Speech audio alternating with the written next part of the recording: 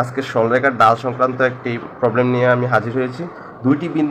দুইটি বিন্দুর স্থানাঙ্ক যদি x1 y1 এবং x2 y2 হয় তাহলে সরলরেখার ডাল m হচ্ছে ডাল m কুটিদ্বয়ের অন্তর ডিভাইড বাই ভুজদ্বয়ের অন্তর। তাহলে এখানে ভুজ হচ্ছে x1, এখানে ভুজ হচ্ছে x2, আর কুটি হচ্ছে y1, এই জায়গায় কুটি হচ্ছে y2। তাহলে কুটিদ্বয়ের অন্তর y2 মাইনাস y1, এটাকে যদি আপনারা y1 মাইনাস y2 দেন তাও কোনো সমস্যা নাই, ডিভাইড বাই বুঝ হচ্ছে x2 মাইনাস x1, এটাকে যদি x1 মাইনাস x2 দেন তাও কোনো সমস্যা নেই।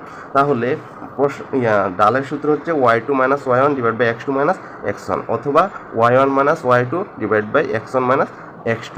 তো আমরা একটি প্রবলেম দেখাচ্ছি, a 2,1 এবং b মাইনাস 1,4 বিন্দুদ্বয় দ্বারা অতিক্রান্ত সরলরেখার ডাল নির্ণয়। তাহলে এ বি রেখার ডাল নির্ণয় m হবে কুটিদ্বয়ের অন্তর, তার মানে 4 y2, এটা হচ্ছে x1, এটা হচ্ছে y1, এটা হচ্ছে x2, এটা হচ্ছে y2, তার মানে হচ্ছে y2 minus y1 divided by হচ্ছে x2 মাইনাস x1।